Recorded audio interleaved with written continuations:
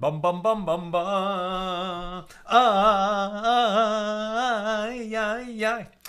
Good Ner Shabbos. How's everybody doing? Great to be learning with you on a Friday. Let's light up the darkness with a new wisdom candle. There we go. Who's in the house? Stephen, good Shabbos from Dover, New Hampshire. Yehud in South Carolina. Bill in mid-Missouri. Sharon in New Jersey. Bella in Florida. Tom in PA. Joe in Inland Empire. Lucy in Minnesota. Marjorie in Georgia. Welcome, everybody. Very, very interesting daf we've got today. Rabba is almost always right. Not so much today. Let's see what's going on. Our daf is page 98 here in Tractate Bava Kamma, the 21st volume of the Talmud. We're making our way through chapter 9. Today, God willing, concluding our discussion of Mishna number 2 and opening Mishna number 3. We pick it up right near the top of page 98a. Rabbah says, one who throws another's coin into the great sea, from the river to the sea, same sea, we're talking about the Mediterranean. One who throws another's coin into the great sea is exempt from liability. What is the reason for this? He can say, the coin is resting before you. If you wish, take it.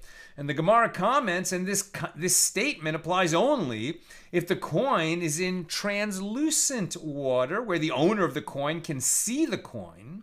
But in turbid water, where he cannot see the coin, it does not apply. And the one who threw it will be liable to compensate the owner. And this statement applies only when he rolled the coin into the sea without picking it up. But if he took the coin with his hands and threw it into the sea, he has robbed the owner of it. And the robber is required to perform the mitzvah of returning the coin to its owner. And if the coin can't be returned, he obviously has to replace its value. Where did the law end up on this? The halacha, one who pushes another's coin and rolls it into the sea, or who throws it into the sea, is liable to pay damages, since the law is that one incurs liability for damage caused by indirect action, right? He didn't take the coin and walk away with it in his pocket, but by throwing it into the sea, he has certainly deprived the owner of that coin. And this ruling is counter to the statement of Rabbah. And some hold that if he did not pick up the coin and it fell into translucent water, this is merely a case of causation and he is exempt from liability. Some hold, but generally the law is if you deprive the owner of the coin, make it impossible for him to use it, you are going to be liable. So this is what we're calling indirect action. And this is counter to the statement of Rabbah. And there's going to be several statements like this where the law is not according to Rabbah. Now, Rava raises an objection to the statement of Rabbah from a Baraisa in Tractate Meiser Sheni. One cannot desacralize second tithe, Meiser Sheni, by transferring its sanctity onto money that is not in his possession. How so? If he had money in a fortress, or in the king's mountain, or if his purse fell into the great sea, one may not desacralize second tithe by transferring its sanctity onto that money. And this indicates that money that fell into the great sea is considered lost. Rabbah said, this is not difficult, la kasha. It is different with regard to second tithe, since it is necessary that the money be found in the hand of the one who wishes to desacralize the tithe, right? That's the whole point of second tithe. You desacralize the produce that you would have taken to Jerusalem with you for a festival. and transfer that sanctity to the money that the Torah says you will bind it in your hand, right? That particular money, you're going to use it to fund your eating and drinking while you're in Jerusalem for the festival. So as the merciful one states in the Torah, then you shall turn it into money and bind up the money in your hand and shall go to the place that the Lord your God shall choose, right? This is before Jerusalem had been chosen as the site of the temple. We find that verse, Deuteronomy 14:25. And if the money is in the great sea, it is not in his hand, but nevertheless, it is not considered lost. Now, what was this reference to the king's mountain? So the term, the king's mountain, is occasionally used to refer to the entire mountainous region of Judea, while it sometimes refers to only the southern portion of that region. And it is possible that the Hasmonean kings built private estates in the southern hills.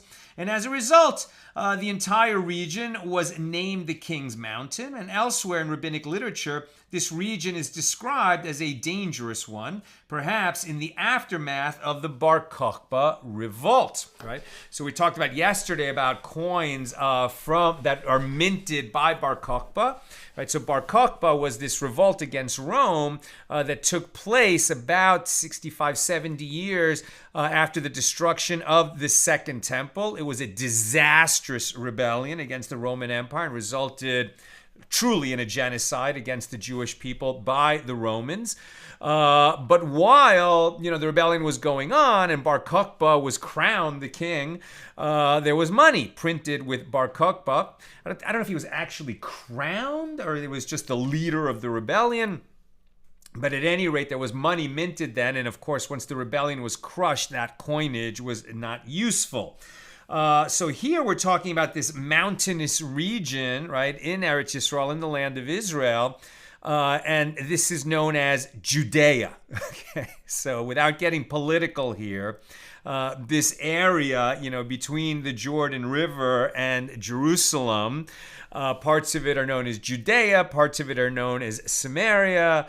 That's historically part of Israel. Okay, and Rabbah also says one who effaces the image of another's coin. Wait, did I skip? No, that's right. So Rabbah says, and he was overruled again by this, one who effaces the image of another person's coin is exempt from paying damages, even though he caused the coin to lose value. And what is the reason for this? As he did not do anything because the coin remains the same size as before. And the Gemara comments, and this statement applies only in a case where he struck it with a hammer and flattened it. But if he filed it with a file, then he must pay the amount of the reduction in value since he caused it to diminish in size. Right? If he filed it, then there's going to be scrapings of metal that come off the coin, and the coin weighs less than it did before. Right, coins in the ancient world, they certainly had their, struck value in the sense that they were minted, but much, much more important than in the modern world, right? I mean, the amount of, there's no silver in quarters and half dollars and dollars now. There used to be. But whatever metal, right, is in, even a copper penny, some would argue about this, but at any rate, there was a time when the precious metal in a coin was its value, and the coinage, the minting, the stamping was just to help you know that there was the amount of precious metal in that coin that it claimed to have, and hadn't been diluted, with some other, with some kind of alloy of some other metals included. Nowadays, right, the coins that are struck, they have a very fancy stamping to make counterfeiting difficult, but it's not that the amount of metal there is a meaningful amount of metal that would be worth, the amount that the coin is worth. Okay, so here when we're talking the ancient world where the amount of metal in it, often precious metal, mattered much more, Rabbah was arguing that, okay, well, he effaced the stamp that's on it, right, the stamping, but the same amount of metal is still there. But even in the ancient world, if you took away that government stamp and the embossing on the coin, so now it's going to be worth less because people aren't going to so readily accept it as what you claim that it is. It would have to be weighed and tested, etc. So Rabbah got overruled in this, right? Now, what was Rabbah's reason? What is the reason for this? As he did not do anything, the coin remains the same size as before. So the Gemara comments, and this statement applies only in a case where he struck it with a hammer and flattened it, but if he filed it, he diminished it. So that's where the Gemara commented generally on Rabbah. Rava challenges Rabbah and objects like this from a Baraisa. He says, if a master struck his slave on his eye and blinded it, or on his ear and deafened it, so the slave is emancipated by means of these injuries, right? That's a Torah law. We've encountered it before. If the master struck the slave near his eye, and as a result he does not see, or near his ear and he does not hear, the slave is not emancipated by means of these injuries. Now, the first clause indicates that one is liable for damage caused even if it is not visible damage. And the Gemara responds, Rabbah conforms to his standard line of reasoning. As Rabbah says, well, one who deafens his father is put to death, even though no bruise is visible, because it is impossible for deafening to occur without a bruise, as it is certain that a drop of blood fell into his ear from the blow, even if it is not visible from the outside. Now, striking someone in the ear in a manner that causes deafness results in a significant physical change, while striking this coin with a hammer does not detract from the actual size of the coin. And Rabbah also says, one who slits the ear of another person's cow is exempt from paying damages, even though this cow is no longer fit to be sacrificed as an offering due to the injury. And what is the reason for this? As the cow was available for many uses until now, so it is still available for those uses now, since the one who slit its ear did not do anything to damage the cow in a substantial way. You can still milk the cow. If it's an ox, you can still have it pull your plow. It's just not available to be sacrificed because of this blemish. And concerning the fact that it is rendered disqualified from being sacrificed as an offering, well, not all oxen stand near the altar, i.e. most animals are not sacrificed as offerings anyway, so it is not considered a loss. Now, what would be the exception to this, even according to Rabbah, is if an owner had designated an ox, right? And he said that I will bring an ox as an offering, a blinetter, and then he chose this ox to do it. Not I will bring this ox as an offering, but he already made a vow to bring an ox as an offering, and then designated that particular ox to be the one. Now, if somebody comes along and damages the ear of that ox, causes a blemish so that it's unfit to be sacrificed, the owner is going to have to replace the blemished ox, right? And so that will cause a substantial loss to him, since he had already designated that ox, and now he has to go get another one for the purpose of making the sacrifice, right? So maybe Rabbah even would agree. At any rate, Rava raises an objection to what Rabbah just said, that he's not liable for damages if he just, makes a little slit in the ear of a cow. Rava objects like this: one who performs a task with the water of purification, i.e. the water that is mixed with the ashes of the red heifer, and sprinkled upon one who has become impure as part of the purification ritual, or with the red heifer of purification, whose ashes are mixed with spring water and sprinkled on those who have contracted impurity, imparted by a corpse on the 3rd and 7th days of their impurity. This person is exempt according to human laws, since he has not caused any discernible damage. But he is liable according to the laws of heaven. It may be inferred from here that one is exempt from liability according to human laws only if he performed a task with those items, since the damage that he caused is not evident. But in the case of one who slits the ear, where the damage is visible, he is indeed liable even according to human laws. And the sages say in response, the same is true, that even one who slits the ear is exempt according to human laws, and the Baraisa that specified cases where the damage is not evident teaches us this, that even one who performs a task with the water of purification or the red heifer where the damage is not evident is liable according to the laws of heaven, meaning, and not according to the laws of man. Now, this is a big deal because I believe if you perform a task with this, you render those waters disqualified. At the very least, you've misappropriated, something that is sacred and has a very important ritual significance, right? It doesn't matter so much now. I mean, we haven't had a red heifer in millennia. But when the temple was standing, a person who had come into contact with a corpse was not permitted to enter the temple compound until he had been purified of that corpse tuma, and that required the waters of sprinkling, right? So if you, now there were, something wrong? Okay. What was I just saying?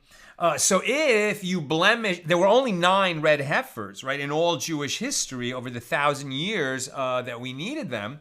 If one of them finally came up, right, a red heifer meaning a cow, an ox that is pure red. It's kind of that rust-colored red, but with no other colors in its coat. Very, very extremely rare.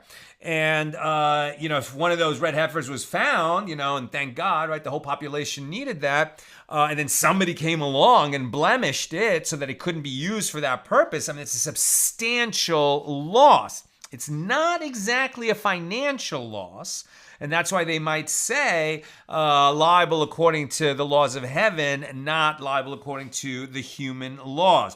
If you use the waters of sprinkling for some other task, like you need to get some water available, didn't realize what it was and just use it to wipe down a counter.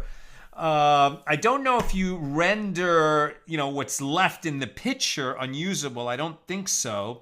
But you did use something that was sacred for a non-sacred purpose, and certainly that's problematic. And Rabbah also says, one who burns another person's promissory note is exempt, as the one who burned it can say to him, I have burned only your paper, and he is not held liable for the fact that the creditor will no longer be able to prove that he had provided a loan. And Rabbi Bar Kamma objects to this. Whoa. What are the circumstances, says Rabbi Bar Kamma. Now we're on 98b. If there are witnesses who know what was written in the promissory note, well, then they should write a new, proper promissory note for him, and there will not be any loss. And if there are no witnesses, how do we know what was written in the promissory note in order to assess liability? So Rava says, let it refer to a case where the one who burned the promissory note trusts the creditor with regard to the details of the promissory note, despite the concession of the one who burned the promissory note with regard to the amount of the debt. Rava holds that he is exempt since the value of the debt is not inherent in the actual paper. Where's this note about this? Okay, so here's the halacha. One who burns another person's promissory note is liable to pay him the full value of the debt that was recorded therein. And this is in accordance with the opinion of Rafram and contrary to the opinion of Rabbah, as the halacha is that there is liability for damage caused by indirect action. It's not that he absconded with the money that would have been used to repay the loan. It's that he made the loan unrecoverable by burning the promissory note. So we call it indirect action. And this applies in a case where the one who caused the damage admits that the promissory note had been ratified and does not dispute the details of the debt recorded therein. If, however, he does not trust the owner of the promissory note, he pays only the value of the paper, as stated by Rava. Now, the Tur rules that if there are witnesses who can testify concerning the contents of the promissory note, they should testify to this effect before a court, and the judges can then write a new promissory note based on their testimony, and presumably the one who burned the note would not be liable to repay the whole debt that was recorded therein. Now, Rav Dimi Bar Chanina said, this statement of Rabbah is the subject of a dispute between Rabbi Shimon and the rabbis, right? Meaning a dispute between Rabbi Shimon and the majority. So according to the opinion of Rabbi Shimon, who says that an item that causes financial loss is considered to have monetary value, the one who burned the promissory note is liable. according to the opinion of the rabbis who say that an item that causes financial loss is not considered to have monetary value, he is not liable. And Rabbah holds in accordance with the rabbis and therefore rules that one who burns a promissory note is exempt from liability. Rav Huna, the son of Rav Yehoshua, objects. He says, say that you heard the opinion of Rabbi Shimon that an item that causes financial loss is considered to have monetary value with regard to a case where he damaged an item that has intrinsic monetary value in accordance with the statement of Rabbah. As Rabbah says, if one robbed another of leavened bread, chametz, before Passover, and another came and burned it during the festival of Passover, when the leavened bread had already become forbidden to all Jews, so the one who burned it is exempt from paying the robber, as all are commanded to destroy the leavened bread, and he therefore performed a mitzvah. If he burned it after Passover, this is the matter of dispute between Rabbi Shimon and the rabbis. Rav Huna, the son of Rabbi Yehoshua, explains, according to the opinion of Rabbi Shimon, who says that an item that causes financial loss is considered to have monetary value, the one who burned it is liable and he must pay the robber. Although it is prohibited to derive benefit from leavened bread, the robber could have returned it to the victim and been exempt from liability. Now that it has been burned, the robber will have to pay the monetary value of the leavened bread at the time of the theft. He no longer has the option to say what is yours is before you. Right, so there's three parties here: the robbery victim, the robber, and somebody else who burned the bread without the robber's permission. So very interesting, he did damage to the robber because the robber cannot, after Passover, return. This leavened bread over which Passover happened, right, is not going to be usable. It remains prohibited even after Passover. But it had value to the robber because he could say, well, this is what I stole and I'm giving it back to you. Okay, you can't do anything with it, but this is what I took and I'm giving it back. Now that somebody burned the bread after Passover, the robber cannot return it. And so it causes him a loss. Now, according to the opinion of the rabbis who say that an item that causes financial loss is not considered to have monetary value, he is exempt. But with regard to an item such as a promissory note, which has no intrinsic monetary value, meaning the paper that it's written on is hardly worth anything, do we say that in Rabbi Shimon's opinion, it too is considered to have monetary value?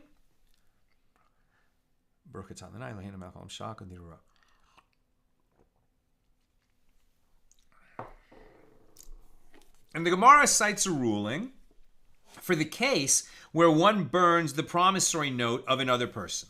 A Maimar said, the one who rules that there is liability for damage caused by indirect action collects, in this case, the value of a proper promissory note, i.e. the amount of the debt, from the one who burned the promissory note.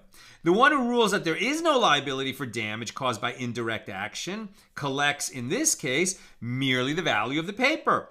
So the Gemara relates that there was an incident like this one, and Rafram forced Rav Ashi, who had burned a document in his youth, to pay damages. And he collected payment, in this case, as if he had damaged a beam used for crafting a sculpture, i.e. he paid him the value of the debt listed in the promissory note. Right, so that's where, and we, as we've seen, we hold by Rafram and not by Rabbah. Right, so he caused him to lose the ability to collect that debt when he burned the promissory note. So he's going to owe the value of the debt contained therein. Now, the Mishna teaches that if one, and that's presumably in a case where we can't prove that that debt existed by any other means than the promissory note. New subject. The Mishnah teaches that if one robbed another of leavened bread and Passover elapsed over it, and it is therefore prohibited to derive benefit from it, the robber says to his victim, that which is yours is before you. And the Gemara asks, who is the Tana, the sage of the Mishnaic period, who taught that with regard to items from which benefit is forbidden, one says that which is yours is before you? Rav Chisda said it is the opinion of Rabbi Yaakov, as it is taught in a Baraisa, if there was an ox that killed a person and is subsequently liable to be stoned, and before the court sentenced it, the owner sold the ox, the sale is valid. If he consecrated it, the consecration is valid. If he slaughtered it, the flesh is permitted. If a bailee returned it to its owner, it is returned. Why? Because even though it killed a person, it is not legally liable for killing a person because it has not been tried in court. And the Baraisa continues, by contrast, from when it was sentenced to be stoned, after a court has deemed it an ox that killed a person, now it is sentenced to be stoned, and after that, it can't be used for anything. By contrast, from when it was sentenced to be stoned, it is prohibited to derive benefit from it. And if the owner sold it, the sale is not valid. If he consecrated it, the consecration is not valid. If he slaughtered it, its flesh is forbidden. If a bailee returned it to its owner, it is not returned. As once it is prohibited to derive benefit from it, the ox is worthless. And Rabbi Yaakov says, even after it was sentenced, if a bailee returned it to its owner, it is returned. We've seen that ruling before. Rav Chisda completes his analysis. So what? Is it not that they disagree about this issue that Rabbi Yaakov holds, that with regard to items from which benefit is forbidden, one can say, right, the robber can say, that which is yours is before you. And the rabbis hold that with regard to items from which benefit is forbidden, one cannot say, that which is yours is before you. So Rabbah answered him, no. It may be that everyone agrees that with regard to items from which benefit is forbidden, one can say that which is yours is before you. And the ruling of the Mishna is also in accordance with the opinion of the rabbis. As if so, i.e., if it were true that the dispute in the Baraisa between the rabbis and Rabbi Yaakov concerns the general question of returning an item from which benefit is forbidden, they should disagree with regard to the case of leavened bread on Passover and whether it can be returned as is, since this is a clear case of an item from which benefit is forbidden. Rather, Rabbah said here in the Baraisa they disagree with regard to a different issue. Can an ox be sentenced in its absence? So Rabbah explains the dispute. The rabbis hold that an ox may not be sentenced in its absence, and therefore the bailee is liable to pay. And the reason is that when the ox is returned after its sentencing, the owner may say to the bailee, had you brought the ox to me before sentencing, I would have chased it away into the marsh, preventing the sentencing from taking place. Now, since you did not return it to me before it was given to the court, you have given it to the one with whom I cannot litigate, as the court was sure to sentence it. Therefore, you must pay me and not return the ox. And Rabbi Yaakov holds that an ox may be sentenced even in its absence, and the claim of the owner of the ox is not accepted. And the reason is that the bailee may say to the owner in response, what did I do to the ox? Ultimately, it would have been sentenced in its absence and rendered forbidden anyway. So the Gemara relates an incident. Rav Chisda, who stated that the Mishnah is in accordance with the opinion of Rabbi Yaakov, and not the rabbis, found Rabba bar Shmuel and said to him, did you learn anything with regard to the laws of returning stolen items from which benefit is forbidden? And Rabba bar Shmuel said to him, yes, we learned the Baraisa. And the verse states, then it shall be, if he has sinned and it is guilty, he shall restore the item that he robbed. Leviticus 5:23. And what is the meaning when the verse states that he robbed? It means that the robber must return the same item that he robbed. This is something we've been arguing back and forth for quite a few pages now, right? He has to make restitution. Sometimes he has to make restitution of the monetary value of the item that he stole, what it was worth at the time that he stole it, and not return the item. When do we say this? When the item has undergone a significant change, either because the robber changed it or because it naturally changed while it was in his possession, or it became lost or stolen again, something like that. But if it's the same item, he can return it. But what if the value of that same item has changed in the meantime, right? So that's what we're arguing back and forth now. So the Baraisa continues, and from here the sages stated that if one robbed another of a coin and it was invalidated, or produce and it rotted, or wine and it fermented, or of teruma and it became ritually impure, or of leavened bread and Passover elapsed over it, or of an animal and a sin was performed with it, or of an ox that had not been sentenced, he can say to the robbery victim, that which is yours is before you. And the Gemara notes, who did you hear say that before the ox was sentenced, it can be returned, but after it was sentenced, it cannot be returned? It is the rabbis who disagree with Rabbi Yaakov in the Baraisa. And the Baraisa teaches that if one robbed another of leavened bread and Passover elapsed over it, he can say to the robbery victim, that which is yours is before you. And this disproves the analysis of Rav Chisda, as even the rabbis agree that an item from which benefit is forbidden is returned as is. And Rav Chisda said to Rabba Bar Shmuel, if you find the sages, do not say anything to them, i.e., do not publicize the fact that I made a mistake. He's conceding. And just a final note before we finish this discussion of Mishnah number 2, the Gemara discusses the Baraisa, which states that if one robbed another of produce and it rotted, he can say to the robbery victim, that which is yours is before you. And the Gemara asks, but didn't we learn in the Mishnah on page 96b that if one robbed another of produce and it rotted, he pays compensation according to the value of the stolen item at the time of the robbery? And Rav Papa said, here the Mishnah is referring to a case where the stolen produce all rotted, which certainly constitutes a significant change. And the robber acquires the produce and must pay what its value was at the time of the robbery. But there, the Baraisa is referring to a case where just part of the stolen produce rotted. In such a case, the robber may return it and say, that which is yours is before you. And that concludes our discussion of Mishnah number 2 here in chapter 9. Here is Mishnah number 3.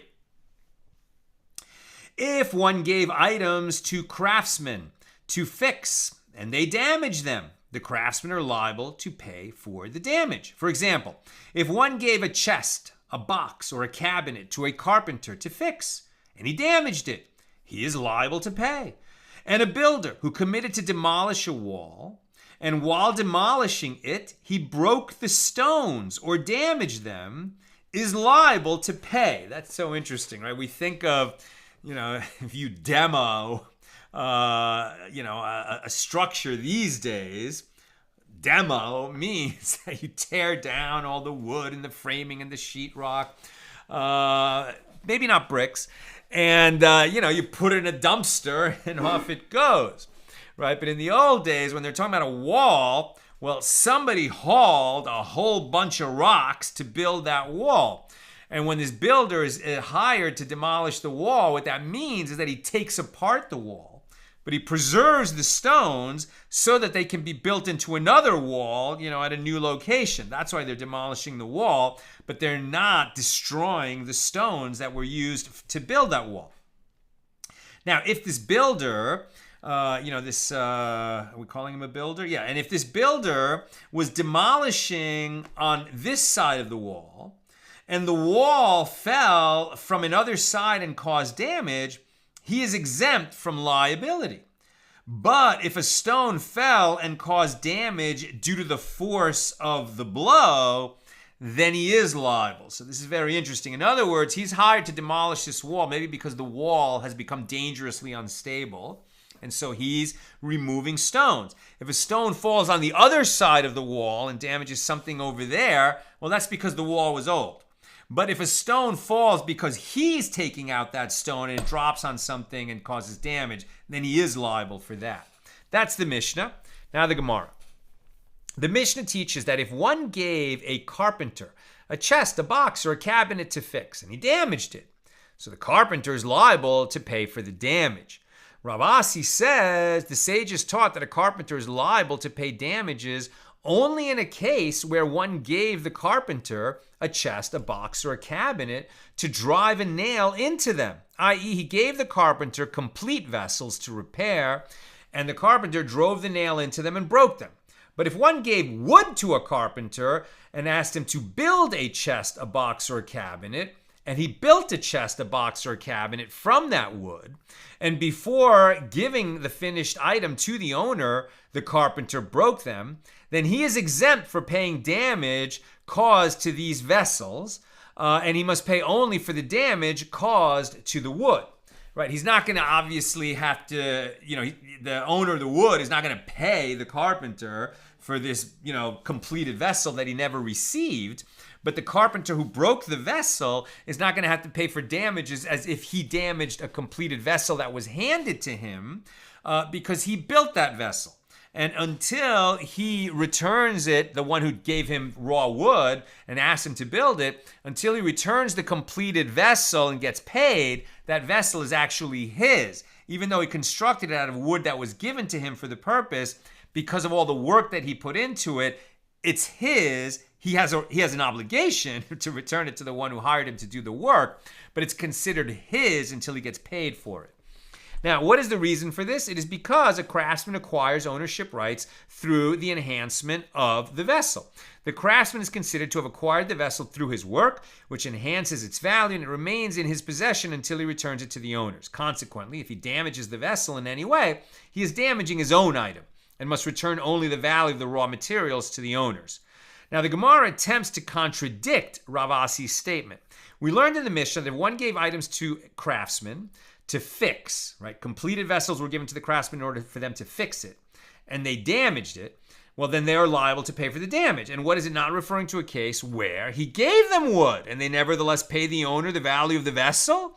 And the Gemara responds, no, it is referring to a case where he gave them a completed chest, box, or cabinet for repairs, not for construction or production, let's say. So the Gemara asks, but from the fact that the latter clause of the Mishnah teaches about a chest, box, or cabinet, it may be inferred that the first clause of the Mishnah is referring to wood. And the sages say in response, the latter clause is explaining the first clause. After stating that the craftsmen are liable to pay damages, the Mishnah explains, in what case is it so that if one gave items to a craftsman to fix and they damaged them, they are liable to pay? It is with regard to a case where one gave them a completed chest, box, or cabinet. I'm almost done. Questions or comments, please get them in.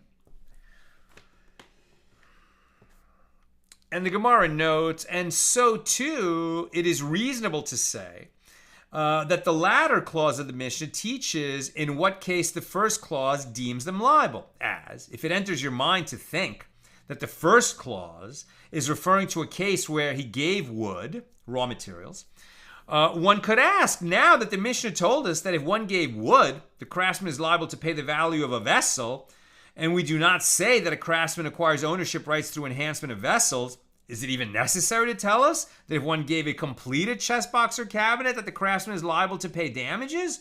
So obviously, he's only liable to pay for damaging the item if one gave him a completed item for the purpose of repair, not if one gave him raw materials and he himself built the completed and completed the vessel, and then he happened to damage it. He only has to return the value of the wood. Now, the Gemara dismisses this as a proof if it is due to that reason, i.e., if that is the manner in which the explanation of the Mishnah is refuted, well, then that is no conclusive argument, because the claim can be refuted by saying that the Tana taught the latter clause to shed light on the first clause, so that you would not say that the first clause is referring to a case where one gave him, the carpenter, a completed chest, box, or cabinet, but had he given wood, the carpenter would not be liable. Therefore, the Mishnah teaches the case of one who gave a carpenter a completed chest, box, or cabinet in the latter clause, and it follows by inference that the first clause discusses one who gave the carpenter wood, and even so, the carpenter would be liable to pay damages. It is therefore impossible to prove Rav Asi's statement from the Mishnah alone. And tomorrow night, God willing, after Shabbos, we'll talk about how they do prove that the carpenter is only liable for damaging the vessel if somebody gave him a completed vessel, and not if he built the vessel himself with the client's raw materials. Okay. Bill. But if a person had money in a fortress, which implies it is his fortress, or a fortress to which he has access, he still has it per the daf, which I'm assuming is a sort of treasury, then does that mean that in the modern day, one would not be able to desacralize with money in a checking account, only money in hand? That is a really interesting question. I don't know. We don't desacralize these days, so this would be a new question, and I don't know what the answer would be. right? And so when, and it's going to be relevant when Mashiach comes, and the third temple is built, and we ascend to Jerusalem, God willing, for Passover and for Shavuos and Sukkot. And we're going to, bring our Meiser Sheni with us, that money in hand. So if we are farmers with produce, and that second tithe, right, that Meiser Sheni, which is harvested for that purpose, and desacralized onto money that we're going to use for this purpose, are we going to say that in the modern world where credit is ubiquitous, right, and it would be the most common thing, much more common perhaps than using cash, to use credit, that we can desacralize onto, this digital currency? Or are we going to say that this law was established for 1,000 years and it required hard money, effective, right? In Spanish, when you talk about cash, it's actually called efectivo. So effective cash in hand, and perhaps that is going to be necessary. I don't know the answer. It's a great question. Nicole Corrado, that's a new name, asking, was slit ear referring to a metal ear tag? I don't think so. I think the reason they're saying slit ear is because this is one of the types of blemishes that would render an animal unfit to be brought as an offering in the temple as a sacrifice. And so if you slit the ear, you really didn't affect the animal in any way, I mean, that's a little injury that the animal could have done to itself just by, brushing up against a thorn bush. But it is the kind of blemish that causes the animal to be unfit. I think that's why they use that example. Sharon, is there only one copy of the promissory note? I would have thought there would have been 2 copies at least, one for the lender and one for the borrower. I would say no. That's not so. You would have thought that, right? Certainly to the modern mind. And I believe you're an attorney, right, Shaq? So, yeah, what, are you kidding me? Of course, we triplicate, quadruplicate, quintuplicate. One for you, one for me, one for the lawyer, one for the bank. I mean, that's the way we think now. But in ancient times, especially for poor people, any document was a, somewhat expensive undertaking to hire a scribe.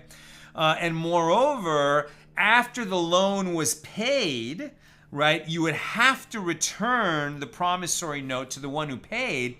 And elsewhere, we'll learn this. I think it might be actually in Bava Metzia, we'll come to next, that you have to destroy the promissory note lest it be lost and found and somebody uses that same document to collect again. So they were very careful about not having promissory notes floating around that somebody could bring. There's also the issue of receipts, and you could say, well, they could cancel it. But if there were copies, that would be problematic, right? And so that's why this issue could come up. Now, maybe, wealthier people who had, easy access to scribes and some kind of advocates, would make sure that the terms were recorded somewhere. So even if the promissory note was lost, it was not be a loss of the loan. But that was not necessarily the case. No, I'm an educator and a therapist. I apologize. I think you just know a lot about the law. Okay. And if you're offended that I called you a lawyer, please don't be. I'm a recovering attorney myself. Lucy, I am confused about the case of the ox. If the ox is returned to the owner before trial, and the owner releases it in the marsh, what does that mean? Is the ox then ownerless and the owner does not have to pay? I think it might mean that. Now, I find that a very disturbing strategy, right? We're talking about an ox that killed a person. So, that ox needs to be tried and then put down lest it go kill another person. I mean, that's a dangerous ox, right? It has this history of killing.